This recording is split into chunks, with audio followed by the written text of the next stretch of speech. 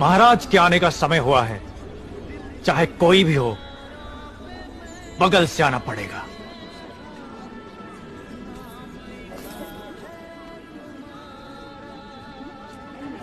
आप आगे आइए।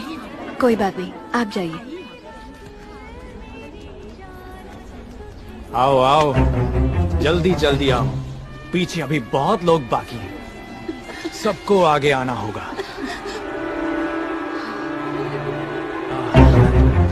आओ, इसके बाद तुम।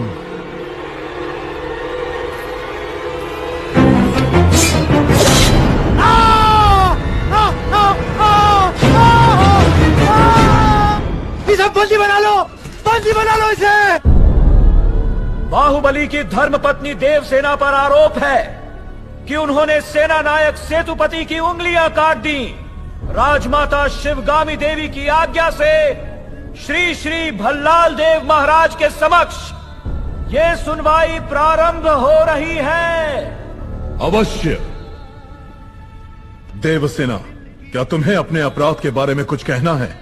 किसी सुनवाई के बिना ही मुझे हथकड़ियां पहना दी गई और पहले ही निर्णय हो चुका है कि मैं अपराधी हूँ। ये कहाँ का न्याय है? तुम निर्दोष साबित होने तक अपराधी हो। यही माहिष्मति का दंड विधान है। आदिवासी भी जिन्हें घिनौना समझते हैं, उन तौर तरीकों को आप दंड विधान कहते हैं? तो ऐसे दंड विधान को आग लगा दीजिए। अपने न्याय शास्त्र को गंगा में बहा दीजिए। अपने शासन को सूली पर चढ़ा दीजिए।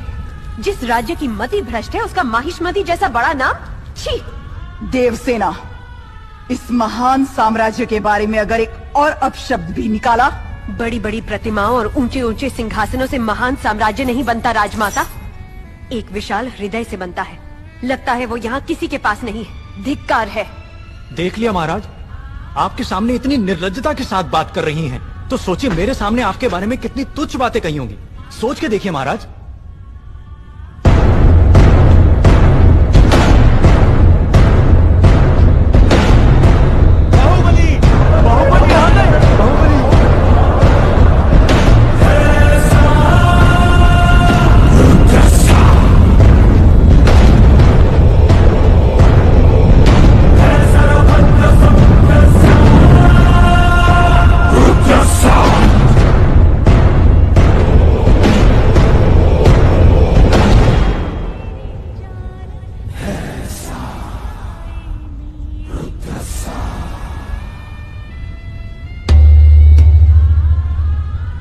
वास्तव में क्या हुआ था बताओ सेतुपति।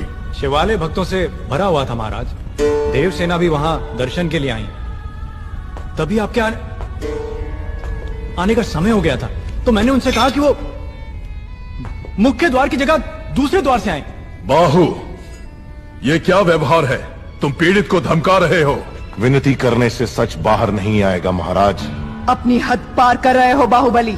एक गर्भवती को बेड़ियों के साथ खड़ा करके ये सभा पहले ही अपनी हद पार कर चुकी है माँ। चाहे गर्भवती हो या वृद्ध, तुम हो या मैं, न्याय विधान सबके लिए एक है। जानते भी हो क्या हुआ था? क्या हुआ था देवसेना? शिवालय में सभी महिलाओं को एक तरफ बुलाया। अंदर भेजने के बहाने वो सब पर हाथ डाल रहा था। मेरे साथ भी वो यही करने वाला था, तो उसकी उंगलियां काट दी। गलत किया देवसेना। औरत पर हाथ डालने वाले की उंगलियां नहीं काटते, काटते हैं उसका गला।